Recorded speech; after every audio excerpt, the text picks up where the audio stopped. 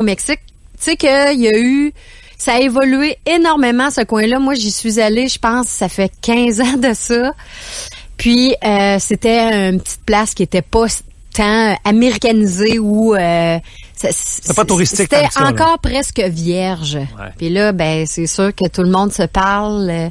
Le bouche à oreille fait bien les choses. Là, regarde, c'est rendu un endroit, un must à aller en vacances pour tout le monde. C'est là que j'ai pris mon cours de plongée aussi. C'était extraordinaire. On va jaser avec une Québécoise qui s'appelle Anouk Charles. Bonjour Anouk. Bonjour Dani, bonjour Martine. Bienvenue dans Quitter le Québec à Choix, Radio X, à Québec. On est loin d'être au Mexique, là, mais quoi que c'est beau aujourd'hui. Ouais, c'est une journée qu'on veut en profiter parce qu'il y en annonce comme 7 moins belles après. Anouk, juste avant qu'on parle du Mexique, c'est parce que toi, t'es une Québécoise qui a voyagé beaucoup. Combien t'as fait de pays? Combien j'ai fait de pays? J'ai pas compté. J'ai arrêté de compter, mais je dirais que j'en ai fait entre 10 et 15 en tout. Bon, peut-être nous faire la... Années. Ouais, fais-nous la liste un peu des pays qui t'ont marqué, là. Plusieurs États américains, donc Hawaï, Californie, Floride, New York. J'ai fait quelques pays en Europe, la France, la Belgique, l'Italie, l'Espagne, le Portugal.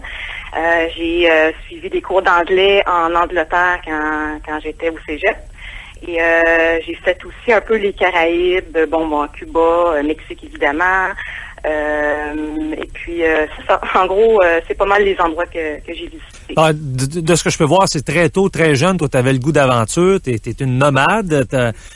Mais tu restes pas nécessairement longtemps dans chaque pays, là.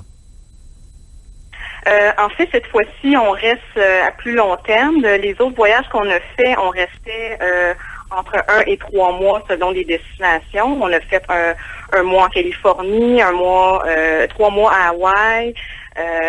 Enfin, ça dépendait des endroits, là, mais cette fois-ci, on est au Mexique pour au moins 1 an. Bon.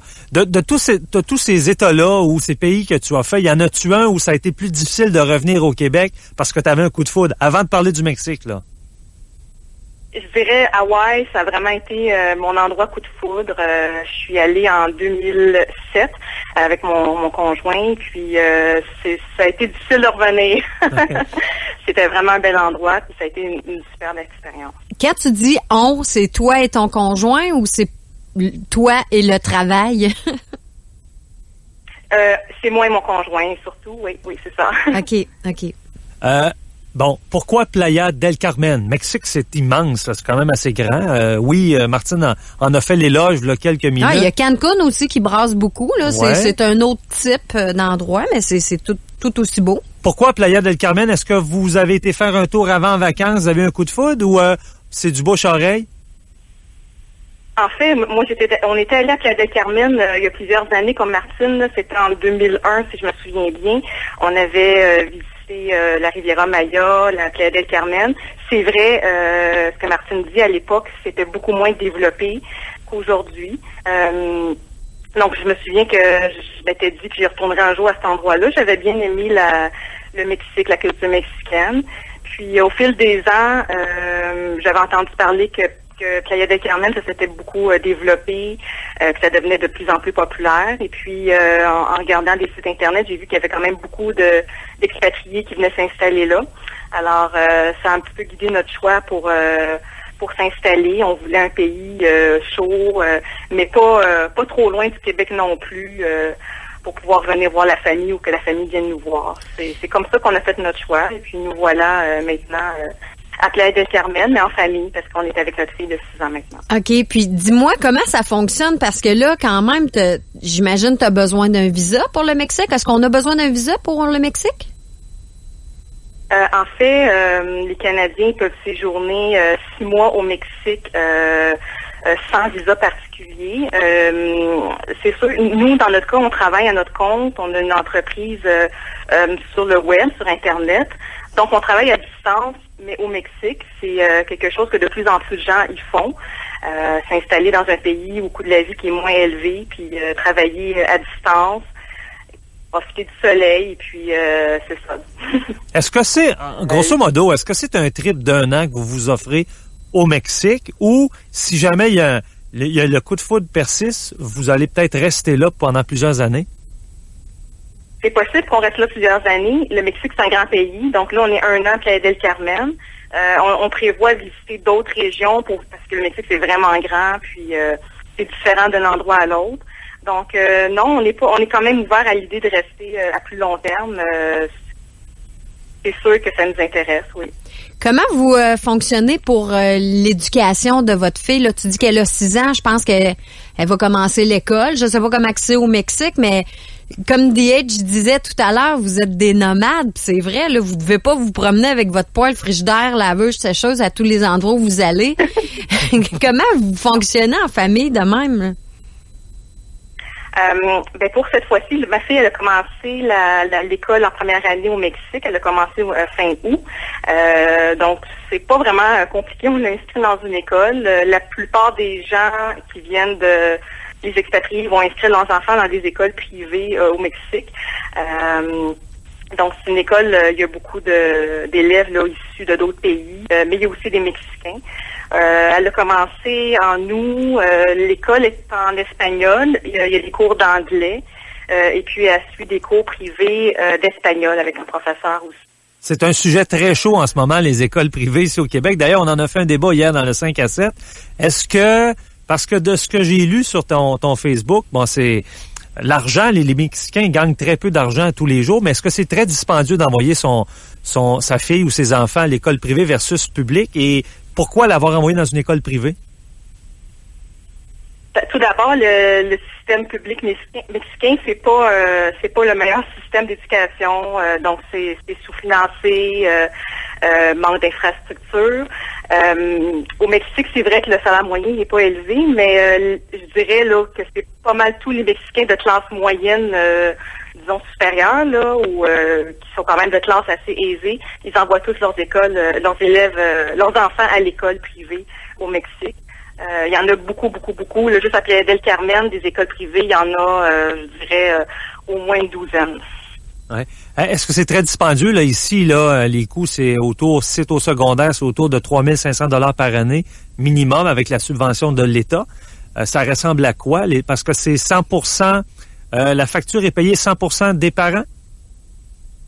Oui, la facture est payée 100% des parents. Pour les écoles secondaires, je suis pas au courant des coûts, mais au primaire, je dirais que ça dépend des écoles, je dirais que ça tourne autour de 300 $ par mois par enfant.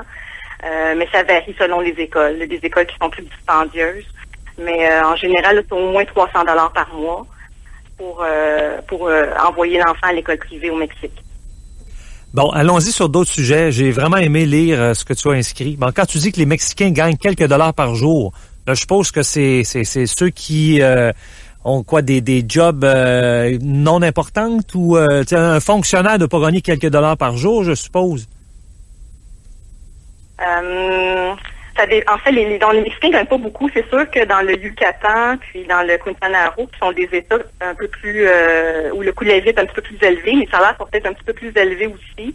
Par exemple, un policier municipal va gagner 900 $ par mois. C'est pas beaucoup quand même, là. Non. Puis tu m'ouvres Tu m'ouvres une porte sur les policiers. Et moi, ce qu'on m'a déjà raconté, c'est que certains policiers, là, je sais pas c'est dans quel État, dans plusieurs États, je pense, du Mexique, les policiers font du porte-à-porte. Faut donner un certain pourboire aux policiers pour assurer sa sécurité. Sans ça, on va comme te passer le message que s'il se passe quelque chose chez vous, tu t'organiseras. Dans les autres États, je sais pas, mais je sais que où je suis au Quintana Roo, ça se passe pas vraiment comme ça. Les policiers sont très présents. Ils assurent la sécurité. Il y en a beaucoup. Donc, ils vont garder la sécurité routière. Ils vont se promener dans les rues. Mais non, il n'y a pas besoin de donner d'argent pour assurer sa sécurité. Pas du tout. Il y a même à un moment donné tu dis ça, le porte-à-porte d'Annie, là, c'est pas une forme de corruption, mais presque, là. Je veux dire, c'est carrément de la corruption. Oui, aller se quêter des petits salaires d'extra quand t'es déjà payé, mais à Mexico City, là, j'avais déjà entendu qu'ils étaient vraiment corrompus, les policiers, là. La corruption dans la police, ça existe, c'est un fait. Il y a deux types de police. En fait, il y a la police fédérale et la police municipale. Chez les policiers municipaux, ça va être beaucoup de la corruption au niveau de donner des contraventions à des automobilistes, mais demander de l'argent en échange. Ça, c'est quelque chose qui est quand même fréquent. OK, ça, je suis curieux, là. C'est-à-dire que, au lieu, exemple, on te colle une contravention parce qu'il y a eu un excès de vitesse, au lieu de te donner la contravention, on va te dire, regarde, échange-moi ça, donne-moi 50 $, mettons. Alors, je vais te sauver une contravention de 150, c'est ça? Oui, ça peut être ça, puis ça va être beaucoup aussi se faire arrêter pour une infraction au code routier qu'on n'a pas faite. Donc là, ils vont dire, vous avez brûlé un feu rouge, c'est, je sais pas, moi, 100 $ par exemple. Et puis là, ils vont demander à ce que ce soit payé immédiatement. C'est pas la manière de fonctionner. Comment ça fonctionne, c'est que le policier doit donner le ticket et le ticket est payé au poste de police. Il y en a qui s'essayent, ils veulent être payés directement. Mais en fait, c'est illégal au Mexique, mais il y a certains policiers qui s'essayent pour arrondir leur fin de mois. Ils vont demander de l'argent. Ils vont beaucoup cibler les voitures de touristes. Ouais, c'est ça que j'allais dire. Probablement que les touristes doivent en payer un bon coup. Ben, de plus en plus, les agences de location mettent en garde. Okay. Donc, c'est vraiment, quand on loue une voiture au Mexique, là, on est mis en garde. Si vous faites arrêter par la police pour une contravention, vous dites, policier, OK, donne-moi la contravention, je vais la payer au bureau de poste. La plupart du temps, le policier va revirer de bord, puis c'est comme ça que ça... Là, il va pas remplir sa paperasse. Il va baisser les armes. Oui, c'est ça. J'ai vu aussi sur ta page Facebook des photos de militaires. Est-ce qu'on les sent très présents où tu es? Non? La photo que tu as vue, elle a été prise à Cozumel. C'est une île environ 30 minutes de ferryboat de Playa del Carmen. On est allé la semaine passée, puis oui, on a vu des militaires. Il y a un bateau là-bas où il y a des militaires qui travaillent. J'en ai pas vu à Playa del Carmen, mais à Cozumel, on a vu quelques militaires, oui. Est-ce que tu te sens en sécurité? Est-ce que tu te sens en sécurité au Mexique? C'est sûr que tu es dans un lieu où c'est très touristique. Là. Peut-être qu'à ce moment-là, on assure la sécurité des touristes et aussi des Mexicains qui y vivent. Parce que tu sais très bien que, entre autres, la ville de Juárez, c'est peut-être la ville la plus dangereuse au monde. C'est au Mexique. C'est près de la frontière américaine. C'est là que se jouent, entre autres, d'importantes transactions de drogue. Et c'est... Parfois, j'ai entre 3 et 5 000 morts par année. Est-ce que tu es loin de cette ville-là et est-ce que tu n'entends parler de cette ville-là? Oui, on connaît la ville. Ce qu'il faut comprendre, c'est que le Mexique, c'est un pays qui est très grand. Donc, Ciudad Juárez, c'est comme à 4 ou 5 heures de vol de où on est. Il y a plusieurs États au Mexique qui sont très sécuritaires. Mais oui, il y a des États qui sont dangereux, surtout ceux qui sont proches de la frontière américaine. C'est souvent dans cette zone-là que c'est plus dangereux. Il y a aussi dans la région d'Acapulco qui est maintenant considéré comme un endroit dangereux. Mais il y a d'autres États, c'est très tranquille. Il y a pas beaucoup de criminalité. D'ailleurs, on a fait un site internet, vive.aumexique.com, où on a mis une carte de tous les endroits qui sont considérés sécuritaires au Mexique. Donc, on peut voir, on a une idée un peu là, de où aller si on veut voyager sans problème. Est-ce que c'est très religieux au Mexique? Quand je suis arrivée, moi, je m'attendais à ce que ça soit très, très religieux, mais en fait, c'est pas tant que ça. Il y a des églises, les gens vont encore à l'église au Mexique. Les fêtes religieuses sont quand même importantes, mais on sent pas vraiment une pression quelconque. Là, c'est pas aussi religieux que ce que je m'attendais. Mais oui, les Mexicains sont quand même des chrétiens là croyants. Mais l'État mexicain est laïque, cependant. Ouais. En général, vous semblez très heureux d'être au Mexique. Vous allez profiter de votre année, j'en suis convaincu. Surtout cet hiver, quand il fera moins 30 ici au Québec, vous allez dire, maudit qu'on est bien ici, tabarouette. Sauf qu'il y a des choses qui m'étonnent, entre autres, l'eau potable au robinet. Non, c'est vrai. Ça n'existe pas? Non, au Mexique, l'eau du robinet n'est pas potable. Leur système de filtration est désuet. Donc, il faut pas boire cette eau-là. Tout le monde consomme ici de l'eau embouteillée. Ils vendent des gallons d'eau, c'est 20 litres. Ça coûte pas grand-chose. Je pense que ça coûte quelques dollars là, à peine. Puis il faut utiliser cette eau-là pour laver les fruits, les légumes, pour la cuisine, pour la consommer. C'est vraiment de l'eau embouteillée. Sinon, l'eau du robinet, faut pas l'utiliser, on peut être malade. Moi, je l'utilise pour brosser mes dents, mais c'est à peu près tout, là. Vous étiez où avant d'arriver au Mexique? Pardon? Vous étiez où avant d'arriver au Mexique? On vivait dans la région de Montréal. Okay. Mon conjoint travaillait pour son entreprise. Moi, j'avais mon emploi. Et puis, ça faisait, en fait, un projet qu'on avait depuis plusieurs années de partir. Beaucoup pour avoir un meilleur climat. Les hivers sont longs au Québec. L'hiver dernier était très, très froid. Puis, ça nous a toujours intéressé d'apprendre une nouvelle langue aussi. Donc, au Mexique, on est bien servi, là, parce que c'est que l'espagnol. Puis la petite, comment qu'elle vit ça? Elle a des petites amies mexicaines, j'imagine? Oui, elle s'est fait des amis dans le voisinage, à l'école aussi. Elle parle pas encore l'espagnol, mais les enfants, c'est différent. Ils jouent ensemble, puis c'est sûr que c'est plus facile de communiquer quand on parle la langue. C'est pour ça qu'elle prend des cours d'espagnol avec un professeur privé. Mais je dirais, là, elle s'intègre bien. Elle aime ça ici. Elle joue beaucoup dehors. Elle se baigne tous les jours. Elle a des amis. Elle fait beaucoup d'activités. Elle se plaint pas du tout. Souvent, il y a des Mexicains qui viennent travailler aussi au Québec. Puis on se dit, bon, eux autres, ils viennent faire le jackpot. Là, ils passent 2-3 mois puis ils sont quasiment capables de faire vivre leur famille après pendant un an. Qu'est-ce qu'ils pensent des Canadiens ou des Québécois, les Mexicains? Bonne question. Qu'est-ce qu'ils pensent de nous? Quand je dis que je viens du Québec, c'est un endroit qu'ils connaissent, ça les intéresse. Mais il faut pas croire que tous les Mexicains veulent venir vivre au Canada, au Québec. Là, il y en a qui ont des bons emplois au Mexique, qui vivent très heureux.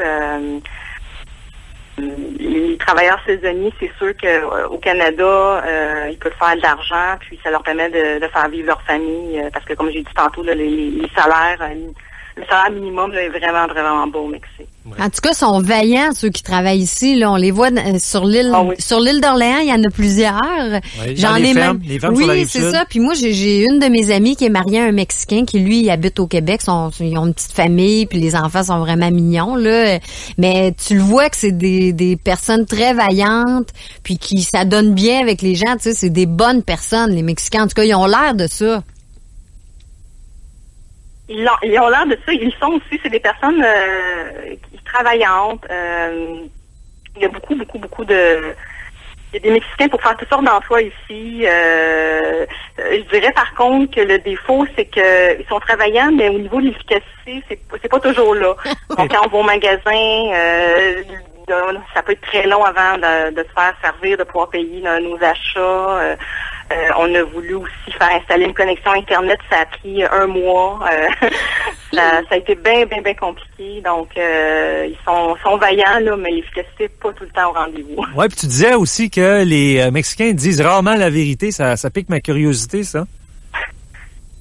Oui, c'est dans la culture mexicaine, les Mexicains vont toujours chercher à plaire. Donc, ils veulent pas décevoir les gens. Donc, s'ils disent, par exemple, OK, je peux venir demain pour réparer telle affaire chez vous, souvent, ils savent qu'ils ne peuvent pas venir, mais ils vont dire qu'ils vont venir pareil parce que faut pas te décevoir.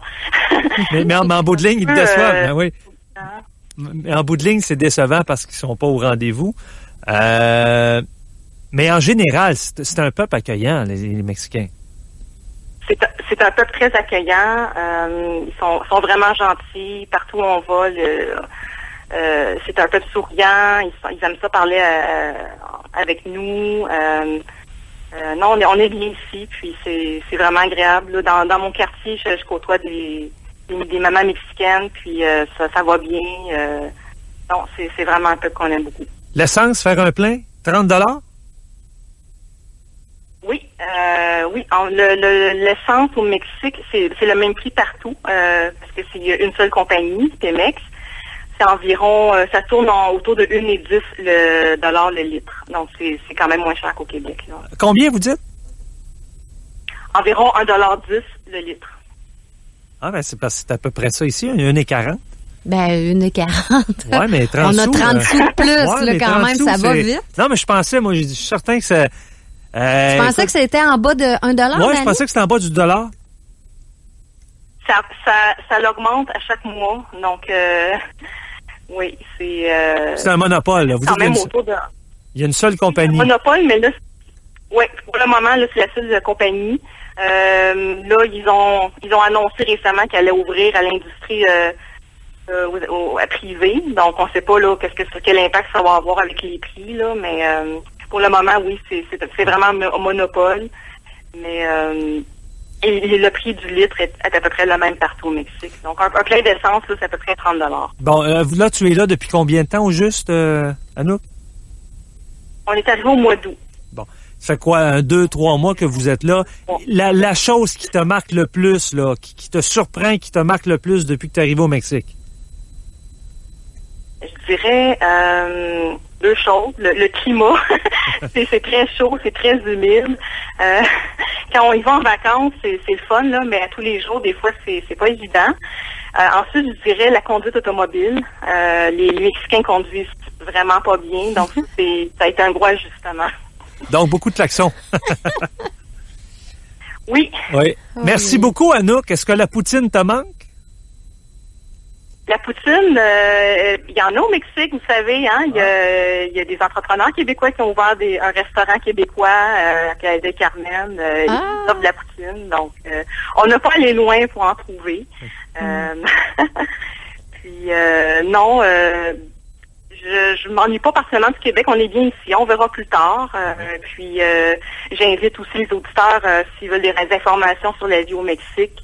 On a notre site web, vivre.aumexique.com. On a mis beaucoup d'informations là, qui est pertinentes et intéressantes pour ceux que ça intéresse. Vivreaumexique.com. Oui, vivre.aumexique.com.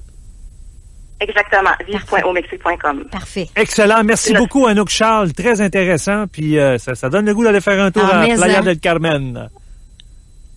Ah, ben on vous attend. Ouais, on t'appelle sans faute, oui. J'ai plus le goût d'aller sur les plages que dans le trafic, par exemple. Ah, il n'y a pas de trafic.